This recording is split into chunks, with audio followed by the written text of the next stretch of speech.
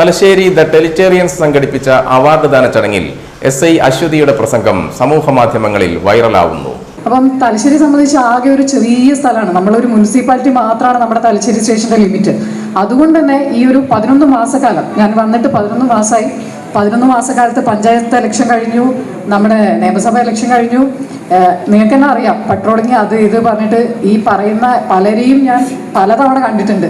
തലശ്ശേരിയുടെ ഒരു പ്രത്യേകത എന്താ അറിയോ, നമ്മൾ ഈ ചെറിയ സർക്കിൾ ഇങ്ങനെ ചുറ്റിക്കളിക്കുന്നത് കൊണ്ട് ഈ സ്ഥലങ്ങളായാലും മനുഷ്യരായാലും കണ്ടവരെന്നെ നമ്മൾ റിപ്പീറ്റായിട്ട് കാണും അല്ലേ. അപ്പോൾ ഭയങ്കരമായിട്ടുള്ള ഒരു മനസ്സിലെ ഈ ഒരു സ്ഥലമായാലും ആളുകളായിട്ടൊക്കെ ഒരു അറ്റാച്ച്മെന്റ്, മാനസികമായിട്ടൊരു ഇൻറ്റിമസി വരുന്ന ഒരു സ്പേസ് ആയിട്ട് സത്യം പറഞ്ഞാൽ തലശ്ശേരി മാറിപ്പോയി. നമ്മൾ കുട്ടികളെടുത്ത് സംസാരിക്കുന്ന സമയം വീട്ടിൽ അമ്മയായാലും അച്ഛനായാലും ഒരുമിച്ചിരുന്ന് മക്കളോട് സംസാരിക്കുന്ന സമയം ഇപ്പോൾ ഒരു വീട്ടിലും കാണാറില്ല. നിങ്ങളെല്ലാം നിങ്ങളുടെ കയ്യിലുള്ള 5-5 സ്ക്രീനിലേക്ക് ചുരുങ്ങിപ്പോയി എന്നുള്ളതാണ് വാസ്തവം. രാവിലെ തൊട്ട് വൈകുന്നേരം രാത്രി വരെ ഒരു ഗുഡ് നൈറ്റ് മെസ്സേജ് അയക്കുന്ന, തൊട്ടപ്പുറത്ത് മുറിയിലിരിക്കുന്ന മോക്ക് ഗുഡ് നൈറ്റ് അയക്കുന്ന പേരൻസിനെ എനിക്കറിയാം. അപ്പോൾ ഇങ്ങനെ ഇത്രയും ചുരുങ്ങി പോവാതെ നിങ്ങൾ രാത്രി എപ്പോഴും ഒന്ന് ആലോചിക്കുക, ഞാൻ എൻ്റെ മക്കളോട് ഇന്ന് എത്ര സമയം സംസാരിച്ചു എന്നുള്ളത് ഒന്ന് ആലോചിക്കുക. എല്ലാവരും ഇവിടെ ഇരിക്കുന്ന എല്ലാവരോടും ഞാൻ പറയണേ. കാരണം സാറിന് പറഞ്ഞിട്ടുണ്ട്, കുട്ടികളുമായിട്ടുള്ള സമ്പർക്കത്തിലൂടെ മാത്രമാണ് നമ്മുടെ മക്കൾ എങ്ങോട്ട് പോകുന്നു, എവിടെ എന്ത് ചെയ്യുന്നു എന്നുള്ള കാര്യത്തിൽ നമുക്കൊരു ബോധം ഉണ്ടാവുള്ളൂ.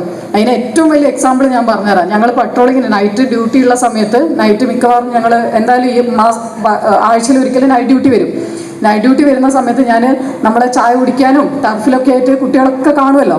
ചെറിയ പ്രായത്തിലെ കുട്ടികളായിരിക്കും ഈ നമ്മുടെ ചുറ്റും ഉണ്ടാവാം. അപ്പോൾ സ്വാഭാവികമായിട്ട് ഒരു ദിവസം വളരെ ചെറിയ 10ാം ക്ലാസ്സിൽ പഠിക്കുന്ന 2 പിള്ളേരെ നമ്മൾ അവിടുന്ന് കണ്ടപ്പോൾ ഞാൻ ചോദിച്ചു, നിങ്ങൾ വീട്ടിൽ പറഞ്ഞിട്ടാണോ വരുന്നതെന്ന് ചോദിച്ചു. അപ്പോൾ മേഡം അങ്ങനെയാണ് ഇങ്ങനെയാണ്, ഞങ്ങൾ ടർഫിൽ വന്നതാണെന്നൊക്കെ പറഞ്ഞു. ശരി എന്ന് പറഞ്ഞു. ഞാൻ വീട്ടിലെ പാരൻസിന് നമ്പർ എടുക്കുന്നു പറഞ്ഞു. നോക്കുമ്പോൾ ഉപ്പ ഗൾഫിലാണ്, ഉമ്മ ഗൾഫിലാണ്, ഇവർ ഉമ്മാമ്മൻ്റെ അടുത്താണ്. അപ്പോൾ ഞാൻ ഉമ്മാമ്മൻ്റെ നമ്പർ താന്ന് പറഞ്ഞു.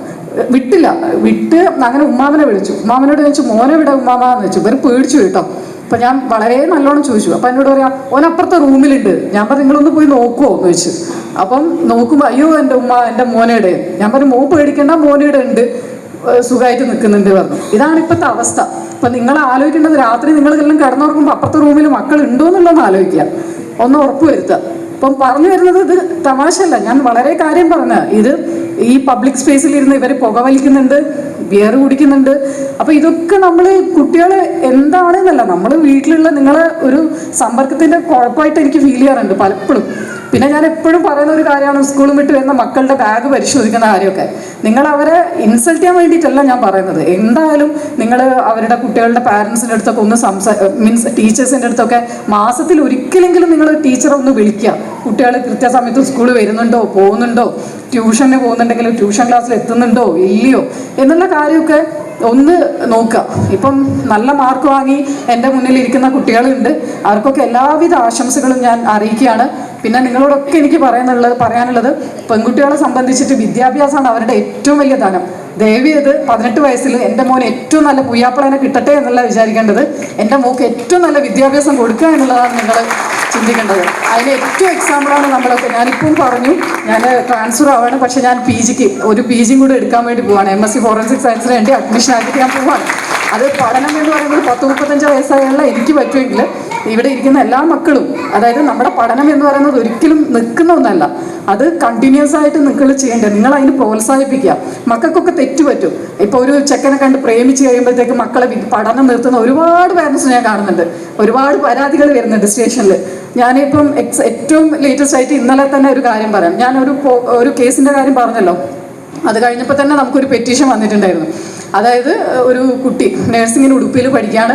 സ്വാഭാവികമായിട്ട് ഒരു പയ്യനെ കണ്ട് ഇഷ്ടപ്പെട്ടു. ഇവരുടെ നിങ്ങൾക്ക് തന്നെ അറിയാം, ഞാൻ പറയല്ല എന്നാലും പറയാണ്, 2 മതവിഭാഗത്തിൽപ്പെട്ട ആൾക്കാരാണ്. മുസ്ലിംസിൽ നിന്ന് സുന്നി മുജാഹിദ് അവരെ തമ്മിലുള്ള വിഷയങ്ങളായി. അത് വലിയ തർക്കത്തിലേക്ക് പോകുന്ന വിഷയമായി. ഈ ഉപ്പ പറയുന്നത് ഞാൻ അവനെ കൊല്ലുന്നു. എന്തിനാ കൊല്ലുന്നതെന്ന് വെച്ച് കഴിഞ്ഞാൽ പറയുന്നത് പ്രണയമാണെങ്കിലും വിഷയം നിങ്ങൾക്ക് അറിയാലോ, ഞാൻ പറയണ്ടല്ലോ. അപ്പം പറഞ്ഞ് കുറേ ഞങ്ങൾ സംസാരിച്ച് അവസാനം പറഞ്ഞ് സോൾവ് ചെയ്ത് രണ്ടാൾക്കും പരസ്പരം കല്യാണത്തിലേക്കൊന്നും പോകണ്ട. പക്ഷേ ഈ കുട്ടീൻ്റെ പഠനമൊക്കെ നിർത്തി ഉപ്പ ഉടുപ്പിൽ നിന്ന് എവിടെ കൊണ്ടുപോയി ഇട്ടിട്ടുണ്ട്, വീട്ടിലിട്ടിട്ടുണ്ട്. അപ്പോൾ ഫസ്റ്റ് ഇയർ പഠിക്കുന്ന നഴ്സിങ്ങിന് പഠിക്കുന്ന കുട്ടിയായിരുന്നു. അപ്പോൾ ഞാൻ ഉപ്പ ഇനി പഠിപ്പിക്കുമെന്ന് ചോദിച്ചു. ഇല്ല പഠിപ്പിക്കില്ല. ഞാൻ അയാൾക്കൊരു 2 മണിക്കൂർ ക്ലാസ് എടുത്തിട്ട് അവസാനം കുട്ടീനെ ഒന്ന് പഠിപ്പിക്കും എന്നുള്ള ഒരു ലെവലിലെത്തിയിട്ടാണ് ഞാൻ സ്റ്റേഷനിൽ ഇറക്കി വിട്ടത്. കാരണം മക്കളാണ്, തെറ്റ് പറ്റും. ഞാൻ പറഞ്ഞല്ലോ, പെൺകുട്ടികളാണ് ആൺകുട്ടികളെ ഇന്ന് അവർക്ക് തെറ്റ് പറ്റാനുള്ള എല്ലാ സാഹചര്യവും ഉണ്ട്. ഈ നമ്മൾ പറയുന്നത് നമ്മൾ മുന്നിലുള്ള ഫോണിൽ എല്ലാ സാഹചര്യങ്ങളും ഉണ്ട്. പക്ഷെ അവിടെ തിരുത്തുന്നിടത്താണ് നമ്മളെ ഒരു പാരൻസ് എന്നുള്ള ആൾക്കാരുടെ ഒരു വിജയം. അല്ലാതെ കുട്ടികളെ അപ്പാടെ ഒരു തെറ്റ് പറ്റിയുണ്ട്, നിങ്ങൾ ആരും പെർഫെക്റ്റ് അല്ലല്ലോ, എൻ്റെ മുന്നിലിരിക്കുന്ന എല്ലാവരും ഭയങ്കര പക്വതയുള്ള തെറ്റ് പറ്റാത്തവരൊന്നുമല്ലല്ലോ. നമ്മളും ചെറിയ പ്രായത്തിൽ എല്ലാ കുരുത്തക്കേടും കളിച്ചിട്ടുണ്ടാവും, എല്ലാ തെമ്മാടിത്തരത്തിനും പോയിട്ടുണ്ടാവും അല്ലേ. പക്ഷെ നമ്മൾ തിരുത്താനും തിരുത്തി ഇന്നത്തെ നിലയിൽ എത്തിക്കാനും ആൾക്കാരുണ്ടായിരുന്നു എന്നുള്ളത് അല്ലേ. പക്ഷെ അത് എന്തുകൊണ്ടാണ് നമ്മുടെ മക്കൾ അങ്ങനെ ഒരു തെറ്റ് ചെയ്യുമ്പോൾ നമുക്ക് തോന്നാത്തത് എന്നുള്ളതാണ്. അപ്പോൾ അവർക്ക് ഞാൻ പറയുന്നത്, പെൺകുട്ടികളായാലും ശരി ആൺകുട്ടികളായാലും ശരി, ദയവേത് 10ാം ക്ലാസ്സിലോ +2-ലോ നിർത്തുന്നതല്ല അവരുടെ ഒരു ഭാവി എന്ന് പറയുന്നത്. അറ്റ്ലീസ്റ്റ് ഇന്നത്തെ കാലത്ത് ഒരു ഡിഗ്രി ഒന്നും ഇല്ലാതെ ഒന്നും നേടാനാവില്ല. നിങ്ങൾക്ക് തന്നെ അറിയാം, ഇപ്പോൾ ഗൾഫിലുള്ള ഇഷ്ടംപോലെ ആൾക്കാരുണ്ടാവും, M.Tech-ഉം B.Tech-ഉം ഇനിയിപ്പം അതിനപ്പുറത്തേക്ക് എന്ത് ഡോക്ടർ തന്നെ ആയാലും അറിയാം. ഒരു MD ചെയ്തിട്ട് പോലും ഒരു ജോലി സാധ്യതയില്ലാത്ത ഒരു നാട്ടിൽ നമ്മൾ എന്ത് ചെയ്യണം? ഒരു മിനിമം വിദ്യാഭ്യാസം കൊടുക്കാനുള്ള ഒരു വിവേകം നമ്മുടെ എല്ലാവർക്കും ഉണ്ടാവണം. മക്കളൊക്കെ പഠിപ്പിക്കുക. എനിക്കത് മാത്രമേ നിങ്ങളോട് പറയാനുള്ളൂ. ഒരു പെണ്ണ് എന്നുള്ള രീതിയിൽ, ഒരു സ്ത്രീ എന്നുള്ള രീതിയിൽ ഞാൻ നിങ്ങളോട് പറയട്ടെ, എനിക്ക് കിട്ടുന്ന സാമ്പത്തിക സ്വാതന്ത്ര്യം അല്ലെങ്കിൽ എനിക്കുള്ള ഒരു നിങ്ങളെ അഭിസംബോധന ചെയ്യാനും നിങ്ങളുടെ മുന്നിൽ ഇത്രയും കോൺഫിഡൻറ്റോടെ നിൽക്കാനുള്ള ഏക ധൈര്യം എന്ന് പറയുന്നത് ഞാൻ ആർജിച്ച വിദ്യാഭ്യാസവും ഞാനിപ്പം ജോലി ചെയ്യുന്നതിലെ എൻ്റെ ഒരു കോൺഫിഡൻസുമാണ്. അത് എല്ലാ പെൺകുട്ടികൾക്കും ഉണ്ടാകുന്ന കാലത്ത് മാത്രമേ ഈ ഒരു സമത്വം, നമ്മൾ ഈ പറയുന്ന ഫെമിനിസം ഒന്നുമല്ല ഞാൻ പറയുന്നത്, എല്ലാ രീതിയിലും നമുക്ക് ഉയർന്നു വരാനും എല്ലാം മുന്നോട്ടേക്ക് കൊണ്ടുപോകാനും നമുക്ക് കഴിയുള്ളൂ. അപ്പം ഞാൻ ദീർഘിപ്പിക്കുന്നില്ല, ഒരുപാട് കാര്യങ്ങൾ സംസാരിക്കണം എന്നുണ്ടായിരുന്നു.